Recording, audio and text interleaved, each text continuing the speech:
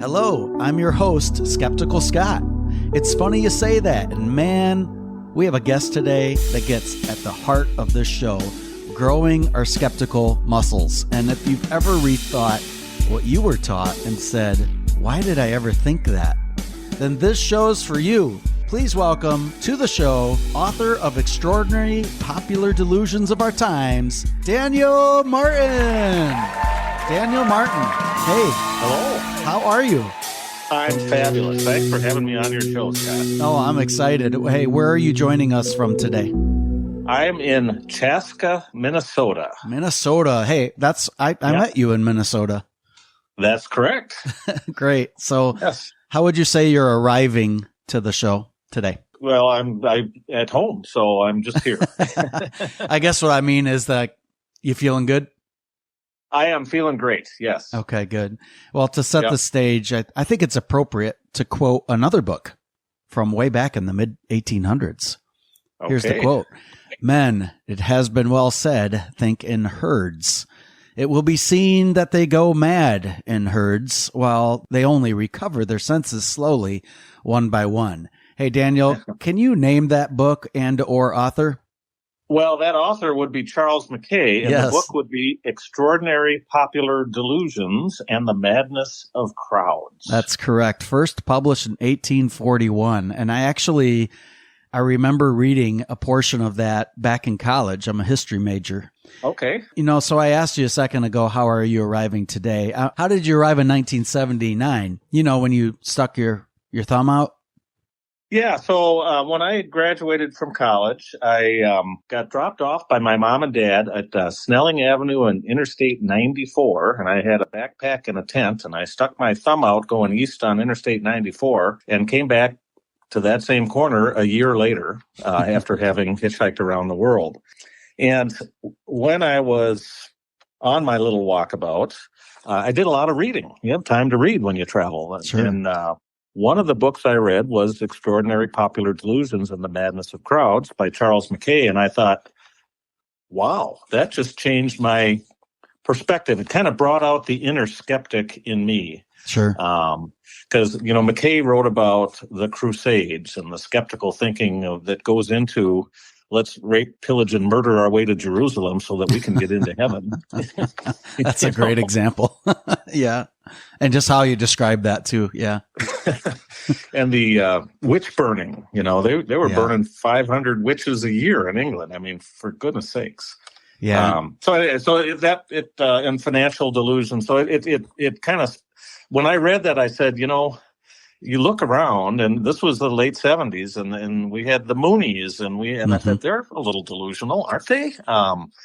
And things like Amway, and I thought someone needs to update this. Well, I need to update this. So I've had that book in my head for 40 years. And when I retired here a couple of years ago, I sat down and said, well, I'm going to write that book now. And I finally got it, pen to paper, got her done. So I love that. So since 1841, and with your travel around the world, you're able to see, of course, what is relevant to us in the States, but you got to see internationally as well. So I appreciate that. And I appreciate how you've split this into categories, health. Yeah. And in fact, tell us a little bit about how you set it up. Well, when I sat down to write the book, the first thing I did is I tried to reverse engineer Charles McKay's work. Okay. And I looked at, he had a bunch of chapters on financial delusions, the South Sea bubble and the Mississippi scheme and stuff like that, and the tulip bulb craze. And then he had some kind of health ones, the mesmerizers were a thing back in the 1800s. Does make you think of the root word of mesmerize, Exactly. Yeah. Yeah. And so there were some health and wellness ones, and then there was just kind of some cultural stuff. And so I thought, well, that made a good logical way to organize these chapters. And then it just became, there's altogether 65 chapters in the book organized into those three categories: health and wellness, money, and then cultural, religious, and political, kind of all lumped together. And we just kind of took them one at a time and sat down and worked them out. So Dan, when I hear 65 chapters, I think, oh my gosh, this is huge. I'm telling you what, I love how you write it. It's succinct. It's matter of fact as you write about other people's fictions. You write in short, final statements too that really closes each chapter. It's easy to pick up. I had a really good developmental editor, and he described this book as the perfect bathroom reading material. Guess where I read it.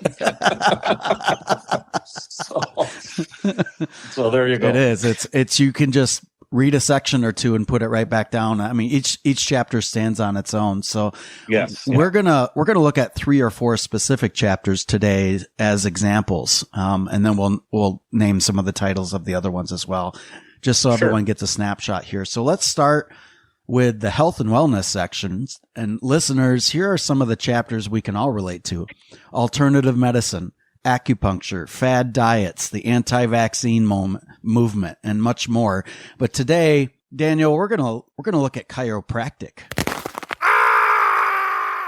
I have a feeling already some of our listeners are going to say, "But wait, I love my chiropractor, and I've used them before. So why this chapter?" It occurred to me that all of these alternative medicines are alike in some important ways, and it really, when you drill it down, you have to ask the question, what is the claim that they are making?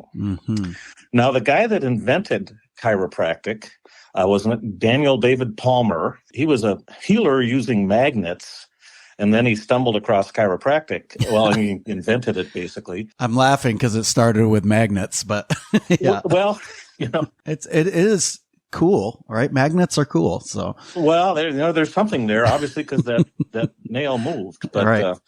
See, he adjusted the spine of his handyman, and it cured his deafness. And then he adjusted the spine of somebody else, and it cured his heart trouble. And so now he had 2 data points that 95% of all disease could be cured by spinal adjustments. And he kind of went from there. So he made a leap that I don't think there was really evidence to support. I write in the book, I think the gold standard for medical credibility is the U.S. Food and Drug Administration's review and approval process. Yeah. In order to be FDA approved, you have to prove scientifically that you understand how it works and that it actually works and what the side effects are. So they'll put you through clinical trials. Phase 1 is just, does it kill people? No. Okay, move on to phase 2. Phase 2, is it effective? And then phase 3, is it effective on a large scale, and what are the side effects and all of that? So, and and they'll do double-blinded clinical trials, and what happens with alternative medicine, like chiropractic, is they all have anecdotal claims. It worked on my Aunt Dorothy. Nothing else got for me, but then my migraines are gone since I started this. Well, great. But how did that happen? What's it attributed to, right? What's the science behind it? Yeah. If you're going to say that chiropractic cures migraines, well, do a clinical trial. Prove it. And they just refuse to do that. They all claim to be holistic, whatever that means. Right. It sounds good. They want you to believe that doctors are just trying to sell drugs and shill for the pharmacies, but they care about you, and your doctor doesn't. And there's some placebo effect there, no doubt. But nobody wants to hear, "Oh, wow, my migraine was cured by a placebo." Right. No one's going to say that. There's got to be a reason. Hey, and doesn't this all kind of fall under that? There has to be a reason here, right? Right. So again, and chiropractic's a big business. A lot of, like you said, people love their chiropractor. But I always come back to, what is your chiropractor claiming? If they're claiming, that, don't take a vaccine because your spine's out of adjustment, and that's why you get sick. Then you know what? Shoot me now. That's just nuts. This is why I wanted to focus on this. When you just said the vaccine thing as an example, we have in my state, this is what made me originally suspect, I think, of chiropractors. Because again, I was seeing one, and you hear a sound, stop. Hey, what's that sound? Hey, I must feel better, right? But when one of them tried to become the Republican nominee for governor here in Michigan, I mean, he rose in popularity during COVID. Can you guess what his stance was?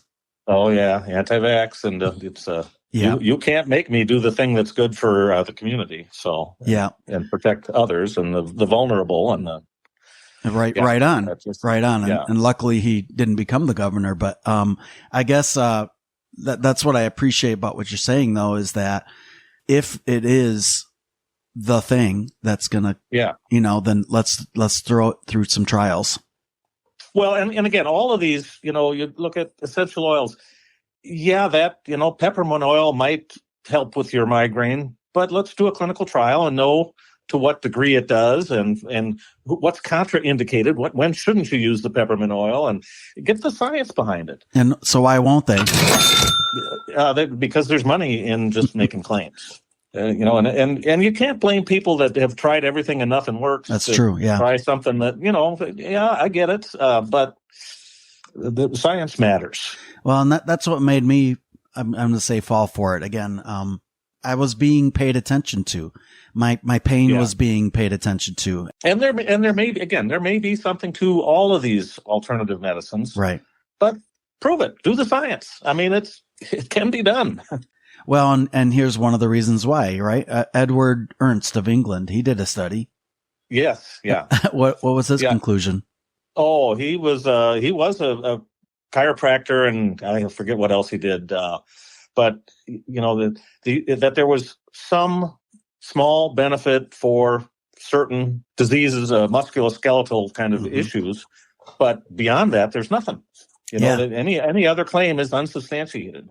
It looks like only 5% of alternative medicines actually supported by evidence. And like you said earlier, chiropractors and the like, they use anecdotal, right? So, right. The other thing they all do is they all conflate treatments.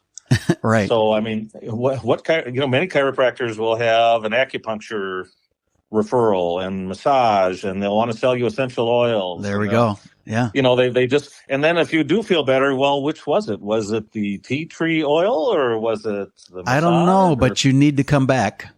Yeah. We have a program that we need to sign you up for. To find some commonality, at least, among alternative medicine is that anti-science stance. It's no wonder the Trump administration is proposing a 40% cut in the National Institute of Health, right? So I guess we'll see what gets enacted, but that's a $20 billion cut that they're proposing for next year. Yeah, it's insane. And this guy at Kennedy just makes my blood boil. Oh, so man. We could go on another bunny trail right there. But that's a great reminder of the result of this too, of that exactly. Kind of thinking. Yeah. So, well, and that's, critical thinking. Critical thinking isn't always sexy, right? Yeah. But hey, we're going to go ahead and move now to something that connects all of us, and that's money.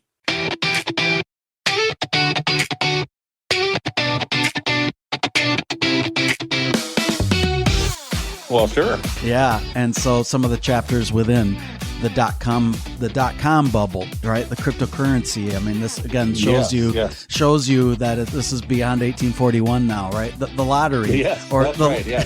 The lottery. Charles McKay couldn't have imagined crypto for sure.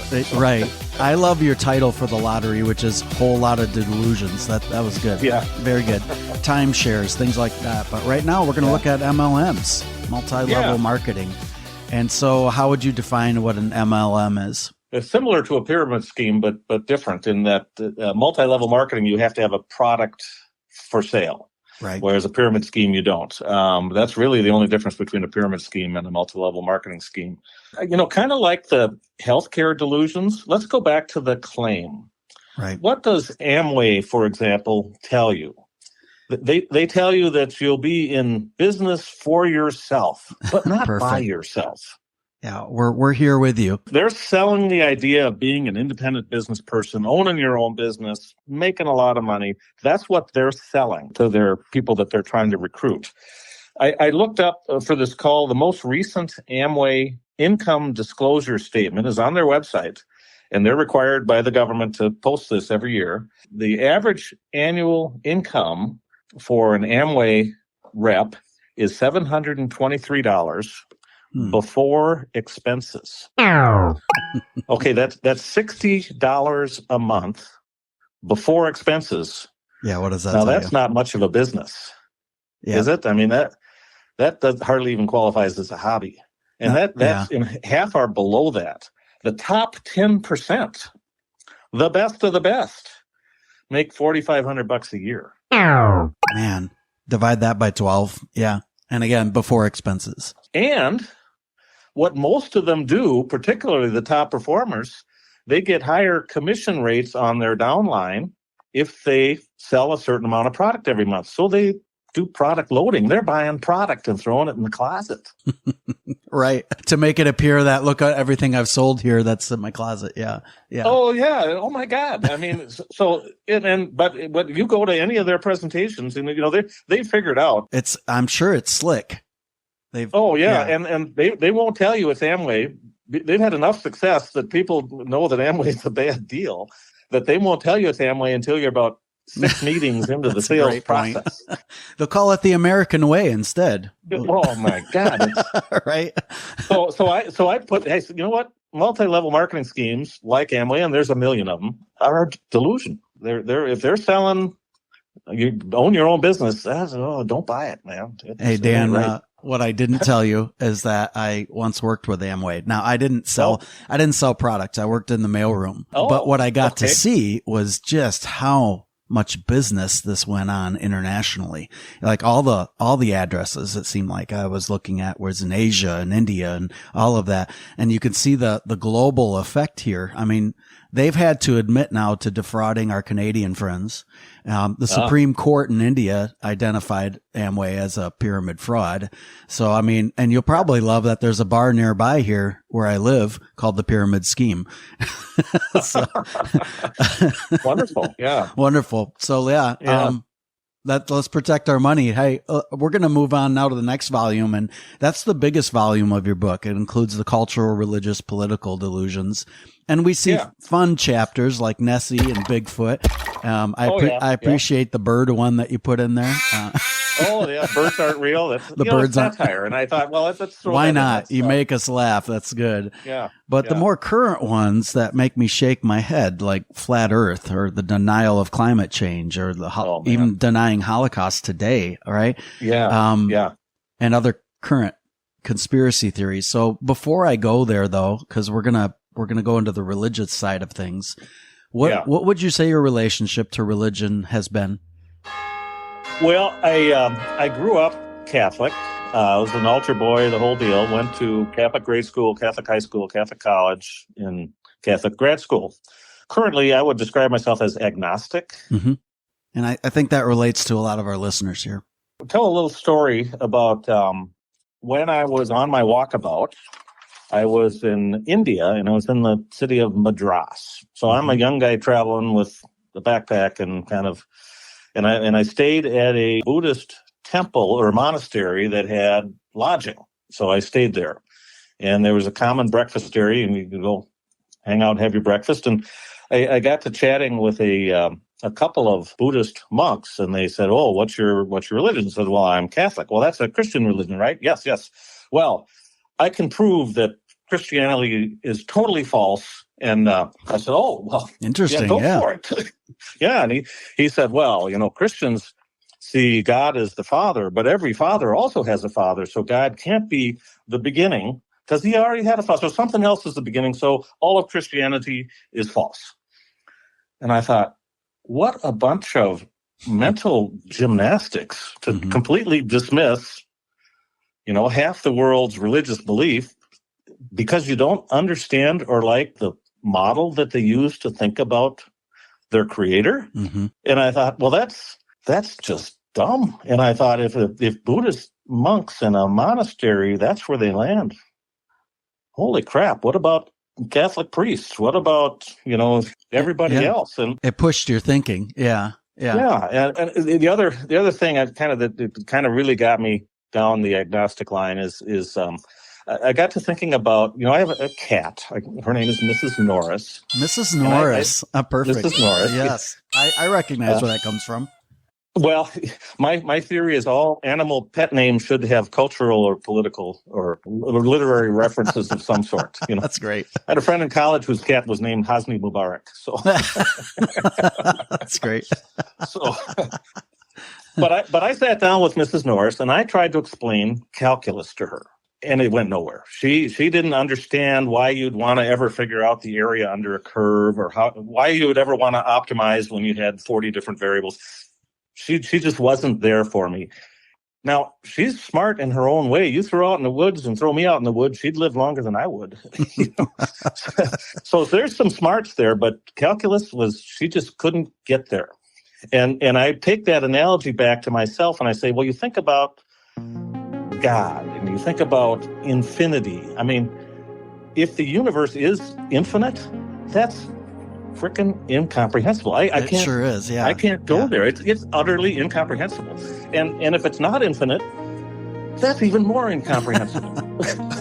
and so I don't have. I think humans don't have the intellectual capacity to really understand the nature of God and where we came from and what it all means, any more than Mrs. Norris can understand differential equations. That's a great way to put that. I really like that. And you know what we do have the intellectual capacity for is to fall for delusions. We want to believe. Yeah, we want to believe. We want the answer. Yeah.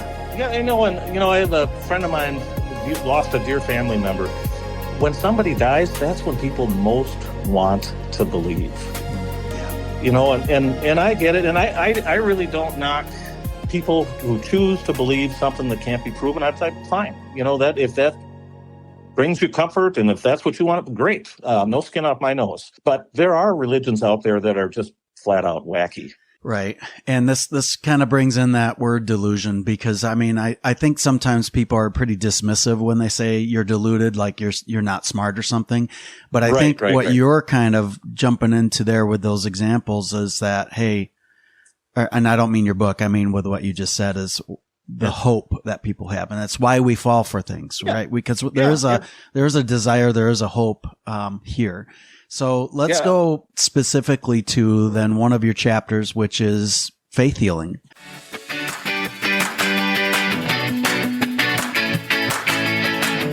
So people like Benny Hinn, Peter Popoff, what are some of the techniques that you think they use, and how do people fall for that? Well, before the show, they wander the crowd, they work the crowd, they pick out who they're going to bring on stage, based on who's vulnerable, who's got an illness that can't be seen. Right. And when they get cured, that can't be seen. It's not usually the missing leg, is it? No, it's not. Again, they trip the audience. And, one of these guys, I forget which one, had a microphone and an earpiece. I've seen Benny Hinn with that, yep. But, they cure things like heart disease. Well, how do you verify? Is it plumbing or is it electrical problem that we're curing here? Mm-hmm. They would hire people, the wheelchair scams. Hire somebody to come in a wheelchair and from out of town. And bless them, and they'd hire the local drunks down the street, and if they were a little tipsy when they got there, well, they're just touched by the spirit. The psychic surgery, they would have the camera just out of view, and they'd put their hands in there and pull out some chicken guts, and you're cured, and there's not even a scar, and it's amazing. Now, pass the hat. Well, here's what's interesting, too, and I don't remember where I read this, Dan, but I was reading some of the comments of people who were hired to fake their healing. Right. And they didn't see it as deceptive. They saw it as, really? Well, this is how they would phrase it. Anything we can do to create an environment of healing for our people. Oh my. Okay. Where that's how they rationalize it. Yeah. Whether it's that, whether it's the music at a church service and how certain chords and manipulation of chords and bringing it to a climax and all of that is similar in that I'm not manipulating people. I'm creating an environment so people can get healing.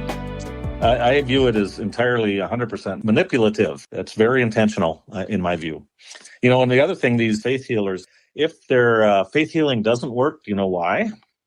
Because it's your fault. You didn't believe enough. So they have an out that just reinforces their narrative. Well, and that's the whole reason they select the people they do for faith healing, because we can't really, we have an out because you can't see it. Yeah. If we flash forward to today, this is actually timeless, but I think about how some parents are falling for the faith healing and what that Oh, So when people awful. say, hey, just let people believe what they believe, well, what are the tragic results that can happen? Yeah, there's no good answers there. It's sad. I mean, I just saw a headline even yesterday about I think it was a couple in Oregon that denied medical care for their kids. And of course they passed. And what were the results of that? 30 days in jail. Oh man. Yeah. So there's other sections in here with serpent healing, Scientology, the Catholic sex abuse, scandal, all of that. So I appreciated learning those and seeing them one place, but even outside of the U.S. So some of the religious political delusions you cover there, like North Korea and Albania and more. So the last volume we're going to, though, Dan, I think really especially brings us to right now, and that's the political delusions.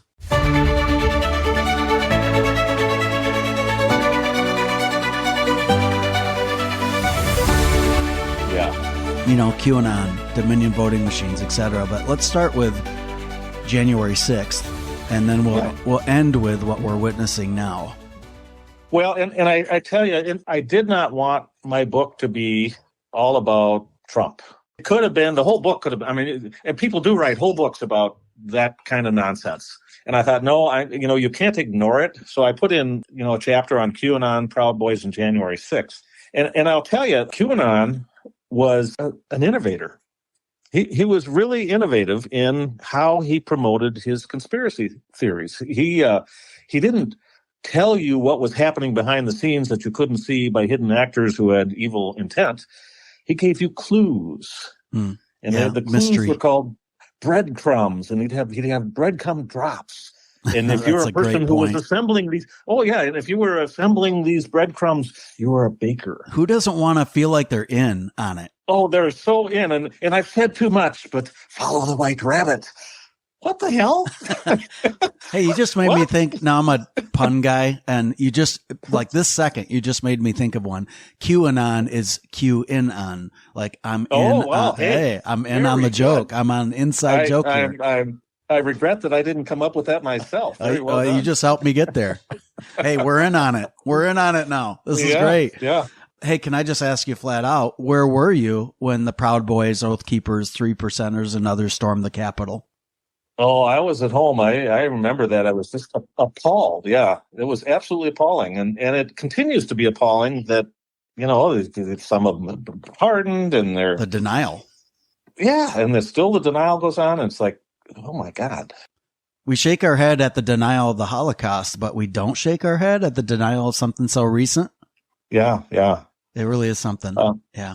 And when I talk in the religion section about various cults, and there's a process to cults. I mean, they people get cultivated, and but things that you're seeing from the Republican right, and so I've been a Republican my whole life, but I think the Republican Party has left me, and so I don't really think I have a party that represents my current thinking today, but. The Republican right uses these cultivation techniques, repetition, thought stoppers, gaslighting, we versus they. Trump is particularly good at the we versus they, in that he'll mash together a whole bunch of theys. And so if you can have one of those that you're against, then you're with him. Well, and I have a friend of mine who he unfriended somebody in my family because that family member kind of accused him of following the cult. Trumpism is a cult. That hearing that word just made him shut down. Yeah. But I think what you do, I think you're able to kind of look at it and say, hey, here are the techniques of a cult. And then you're able to reflect that yourself on, are these techniques being used? When you said thought stoppers, give some examples of that. Lock her up. Fake news. Let me give you some facts. Oh, that's fake news. Yeah. I think you used the word deification. Not defecation. Though some of that comes out too, but deification. Yeah. Where did you see there? That becomes your idol or your God. Right. There's intolerance of any questioning, and you have to absolutely agree. And how can you question when it's a deity? Yeah. And so when Trump is seen with Jesus behind him, giving him a back rub, I mean, that's deification, right? And I guess to bring it right now, at the time of recording, everybody, I know this won't be coming out till later in the winter, but the moment we're recording is the week of Charlie Kirk's death. Yes. And we're watching it in real time, that deification, I think. That's just my opinion. What are your thoughts on that? Oh, yeah, absolutely. It's interesting. A friend of mine sent me, and I haven't had an opportunity to look at it yet, a video on Charlie Kirk that contains a reference to extraordinary popular delusions and the madness of crowds. I know I finished your book a little while ago, but when I immediately thought of your book when I was seeing it too. So yeah, go ahead. Yeah. You know what I'm seeing on my social media feeds is, I'm in Minnesota. We had a political assassination here about a month ago. Yes, you did. Yeah. With Melissa Hortman and her family. And it was crickets from my conservative Republican friends, and they got Charlie Kirk all over their social feeds now. Yeah, which one was the cult response? Yeah, and I'm like, really? And you didn't nothing about the political assassination in Minnesota moved you to act, but this guy does. I mean, so it's disheartening. Yeah, it can definitely be disheartening to see it again. And this is true on both sides. The extreme right, extreme left. They're going to protect their turf and they're going to sing the company song, and that's all fine. But I think they're both nuts. So I think there's a lot more gray in the world than people will allow for. I think just to kind of start wrapping things up here, I think your book does that fairly. You're fair in your assessment of, here are the examples of delusional thinking. The madness of crowds is really, whoever the crowd is. Right. Yeah. And I have family members that, your conspiracy theory chapters are fine, but the Kennedy assassination, there is something there. And I'm like, okay, fine. Mm-hmm. And I tell people that everyone's got a chapter or two in my book that they absolutely disagree with, and that's fine. But I tried to be balanced, and I tried to write stuff that I felt like I could defend if I got challenged. Well, and when you show your cards in your book, cards, I notice that it's just a very simple statement. It's not, here's all the reasons why I'm right. It's nothing like that. It's more of a quick wink almost. Yeah. So I appreciate that big time. Great. Well, you can hear the music, Dan. You can hear it. It's time for the skeptic of the show. We think it's real important to question what you know. So before we leave this podcast, it's the skeptic of the show.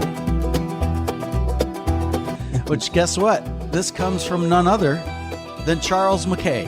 So 2 quotes from his works from 1841 that I think will help wrap things up here. So here's quote 1. Every age has its peculiar folly. Some scheme, project, or fantasy into which it plunges, spurred on by the love of gain, the necessity of excitement, or the force of imitation. Hey, when you hear that quote, Dan, what do you think of? I think of the culture of Trump, Yeah. That's our age. That's, 3 years ago I might have said, it's COVID or something, but no, it's the culture of Trump is our current folly. Yeah. I think of the love of gain in particular there. Oh, yeah. Right? Yeah. And then the last quote, the belief that one's own view of reality is the only reality is the most dangerous of all delusions. That takes me to religion. Yeah. I'm right, therefore everyone else must be wrong, and, that's worth fighting and dying for. Okay. Oh, and I love the saying, we can't all be right, but we could all be wrong. Yeah, I love that. Right. Yeah. Hey, we're not ending on a bummer though. I don't think, right? Okay. Because it's easy right now to look at today and feel anxiety. Yeah.